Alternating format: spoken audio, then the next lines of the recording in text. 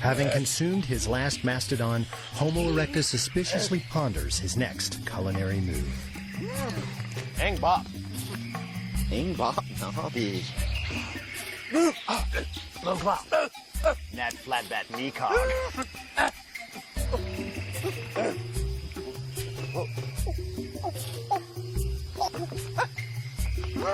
Pollywog glory! Lay me cog! Ow, don't hit me! Several millennium later, a Nazi-plagued America turns to the protein-laden bivalve for relief from meat rationing. Still, there are skeptics. Poor as hell. Watch your mouth, mister. Ow! To this day, a great majority of modern Americans would rather take a quick kick to the coonskin cap than munch a mound of mussels, which is a real shame because even our fossilized friend Meecog knew that aside from a Maui beach hut, nothing quite captures the magnificence of the ocean, quite like a fresh plate of mussels. So join us as we hunt for, care for, and convert a mess of these magnificent mollusks into seriously good eats.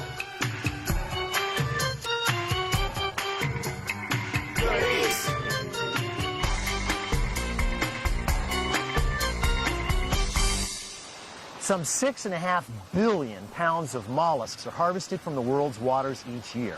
That means that besides making up the animal kingdom's second largest phylum, they are the most popular seafood on planet Earth. If you've never pondered their variety, just take a stroll down any American beach and just look down.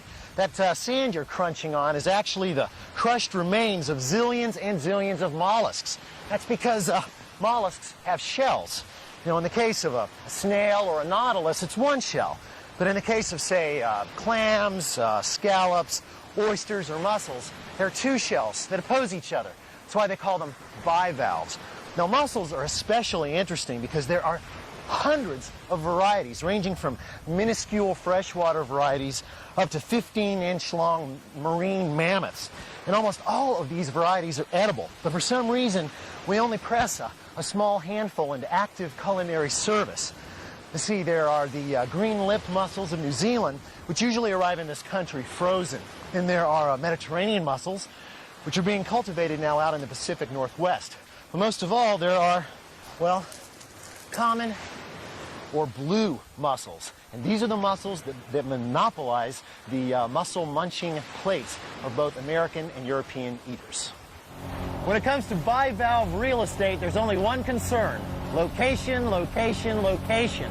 Now, clams like to dig down into the sandy bottom, while scallops are content to just scuttle along the top of it like poltergeist-powered castanets.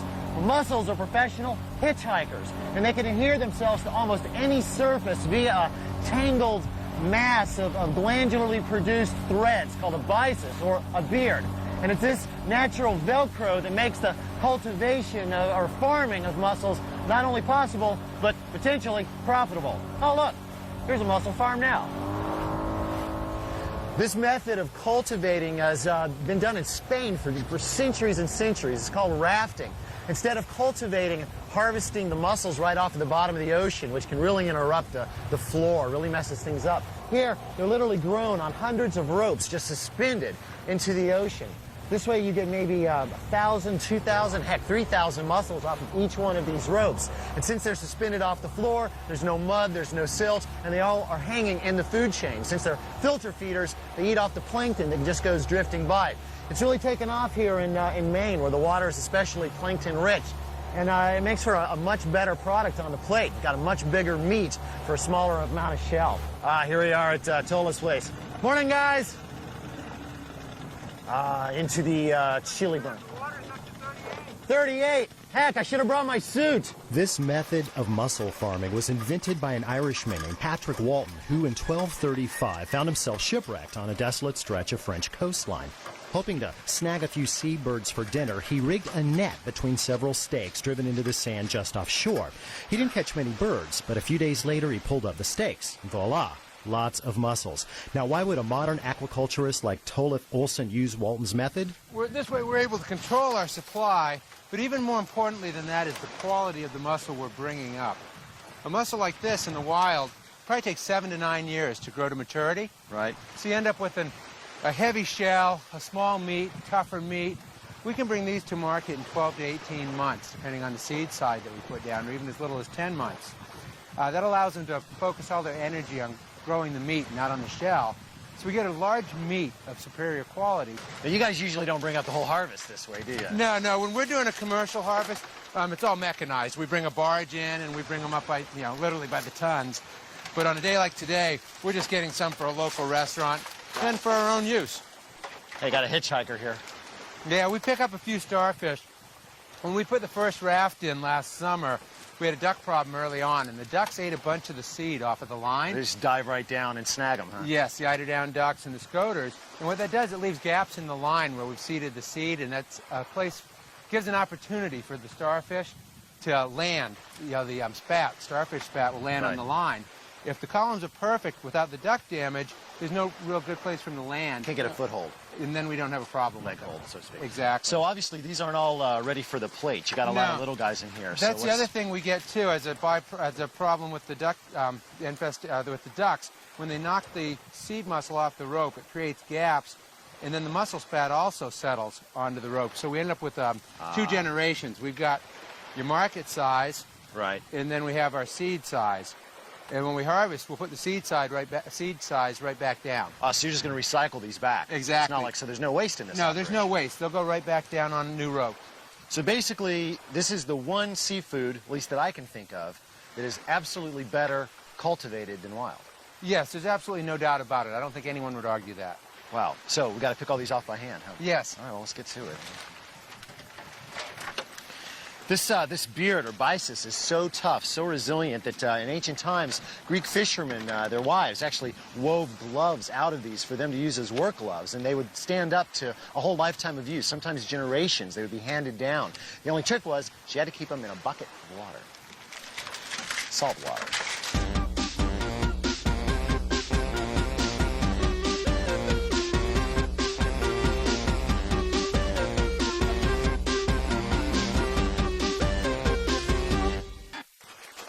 Having spent several hours grading mussels in the cold Maine afternoon, I thought I knew Tolif well enough to ask him for his #1 piece of seafood buying advice. Watch the date when you buy it.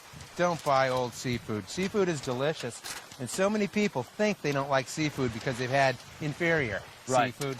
Watch your dates when you're buying seafood. Well, it's right there. It's right there on the lot tag, right? Exactly. So every container of bivalve sold live in this country bears one of these. It's called a bed or lot tag. And it's kind of like those tags on a pillow or mattress. You cannot remove it by penalty of law.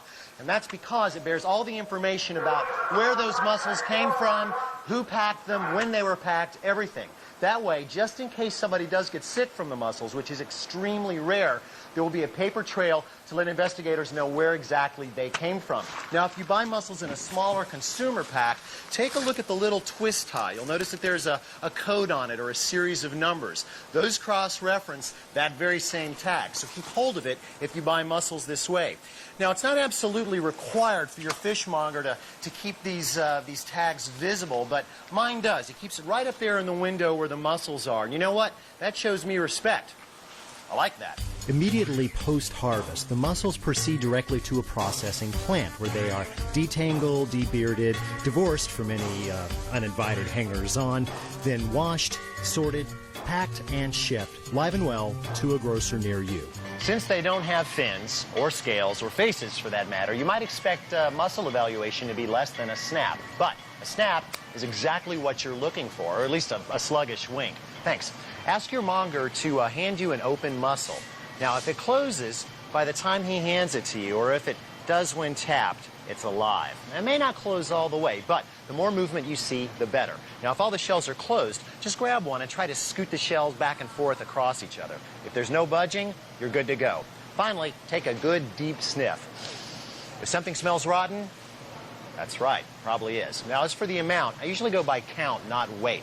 7 to 8 large mussels per head make a good first course, while 15 to 20 are a generous main course. But I always add at least one extra serving to the order.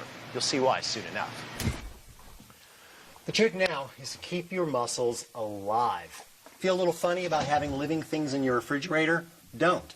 As long as they're alive, they're not decomposing. And as long as they're not decomposing, They're not a bacterial playground.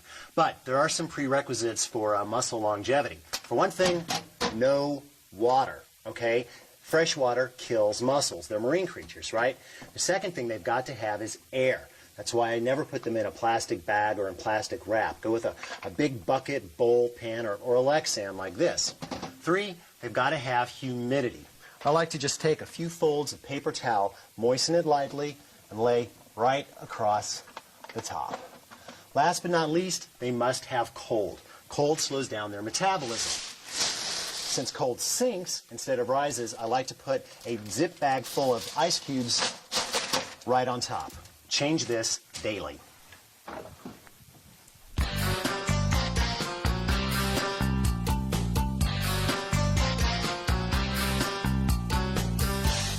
Deciding on a mussel cooking method requires a little deductive reasoning. I mean, here we've got a bunch of fragile little creatures all holed up inside miniature fortresses. Now, not only do we want to open those fortresses and extract those miniature creatures, we want to cook them to perfection and preserve all of their liquid at the same time. Sounds like we need steaming. Now, that doesn't necessarily mean we need a fancy electric steamer or one of these not-so-fancy bamboo steamers. And we don't need an insert made to go inside a special pot. But we do need a pot, and since a pot is something we often need, I think we better put W on the case. Or should I say, out of the case. So, W, pots. You want an 8-quart pot with a tight-fitting flat lid and 2 large riveted handles. And no metal disc soldered onto the bottom either. Most metals oxidize to some degree, that is, bond to oxygen, which creates a protective barrier 2/millionths of an inch thick. I love it when she talks metallurgy. Sulfur compounds, like those found in eggs, and the acid in wine easily remove this layer and attack metal beneath. Okay, how about cast iron? Iron and unfinished aluminum are especially vulnerable. Enameled cast iron gets around the reaction, but it's a beast to clean and prone to cracking. Anodized aluminum? Anodized aluminum is acid impervious, but the surface is vulnerable to abrasives and dropping. Stainless steel is your best non-reactive bet, but it needs to be clad with another metal to be thermally efficient. Clad? Exactly what is that? The best steel pans have a layer of another more conductive metal, either aluminum or copper sandwiched between the steel layers. Such pans are more expensive, but they last basically forever. Well, looks like Steel Pan Alley for us. Hey, Case I'm not finished. Now, as I said, we're not going to need any fancy inserts to take care of the steaming, but a good colander is a great multitasker, and if it happens to fit inside the pot, well, then you've got a really great steaming rig. If it doesn't fit inside the pot, heck, just buy yourself a cheap $4 colander, crush the handles in with pliers, you're good to go. Here's our plan. Position mussels in colander inside pot over flavorful liquid. Heat said liquid, utilizing the resulting vapor to cook the mussels, who, in a futile attempt to regulate their rising body temperatures, will open their shells, releasing their liquids, which will become part of the flavorful liquid, which will become a sauce, which we will later serve on top of the bowl of mussels. Behold our flavorful liquid. 3 tablespoons of olive oil, 2 tablespoons of minced garlic, 1 large leek, clean, trimmed, and chopped, 1 tomato, preferably a ripe Roma, seeded and chopped, and 1 1/2 cups of white wine. We start by sweating about 3 tablespoons of the olive oil with the garlic and the leeks. Now you notice I put this together in a cold pan. That's because we're going to sweat, not saute. And since we want to get a lot of flavor out of those vegetables very quickly while softening them, it's always smart to add a pinch of salt. That'll draw out the moisture. Now put this onto medium-low heat and cook until the vegetables soften. Now, mussel word.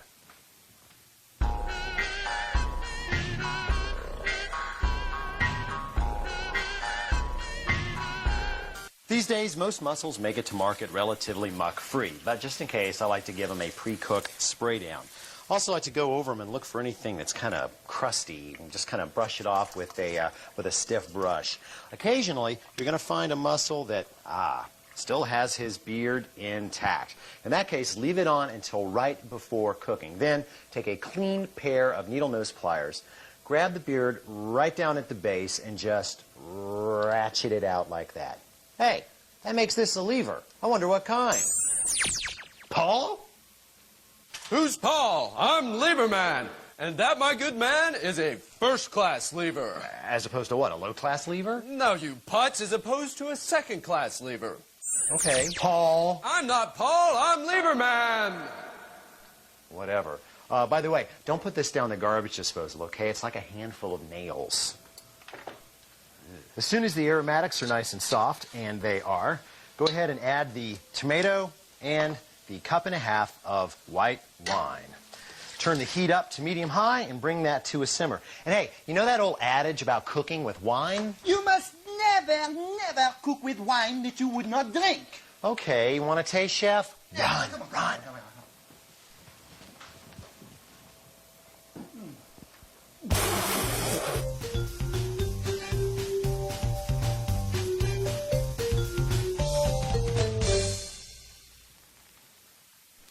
If Chef had let me finish my sentence, he would have heard how I feel about cooking wine. See, I don't think it's got to be great. In fact, unless I'm planning to reduce it down into a glaze or a pan sauce, I never lay out more than one dead Lincoln for cooking wine. After all, what do I really want out of it? A little acidity, a little fruitiness, and just enough alcohol to extract the alcohol-soluble flavors from things like the tomatoes. Now, our liquid is at a boil, so it's time to introduce our little friends to their final resting pot. Just insert the colander right in there, lid it up, and start a 3-minute countdown.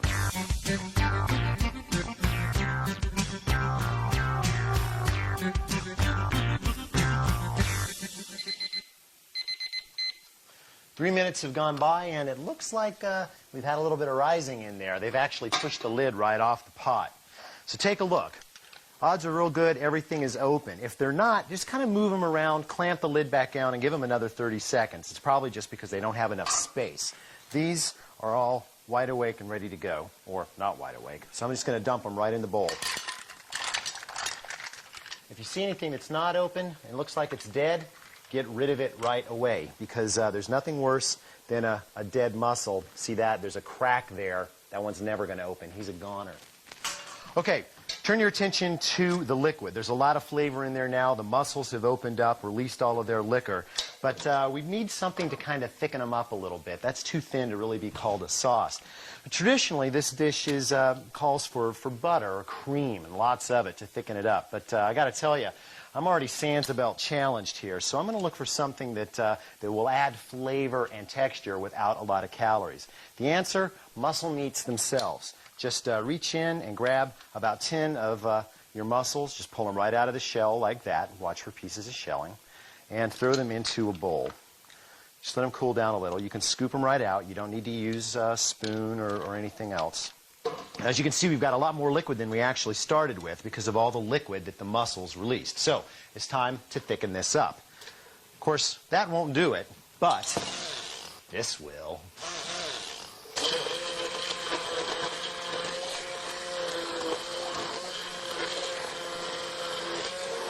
Now, if you don't have a stick blender, that's okay. You can do this in a bar blender, too, as long as it's got a good tight lid on it. I don't suggest doing it in a food processor, though. It'll make a really big mess. There. That's exactly what we're looking for. Now, there's nothing left to do but to plate, sauce, and eat. Just pour everything right on top. Ah. There. Now, you could serve it just exactly like that. But, you know, a little bit of chopped parsley might be nice. We like to call this bamage. There we go. Now, we suggest that you serve this with a nice loaf of crusty bread. It makes excellent sop, and that's good because it'll keep you from licking out the bowl when you're finished. I hear that that's okay in some cultures. I'm pretty sure this isn't one of them.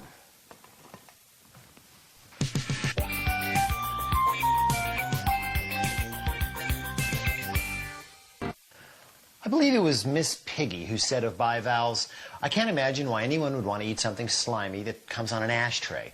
Well, clearly the divine Miss P never locked snoot with the likes of these. Besides, if she had known of the mussel's many health benefits, she would have squealed a different tune. Right, Dot?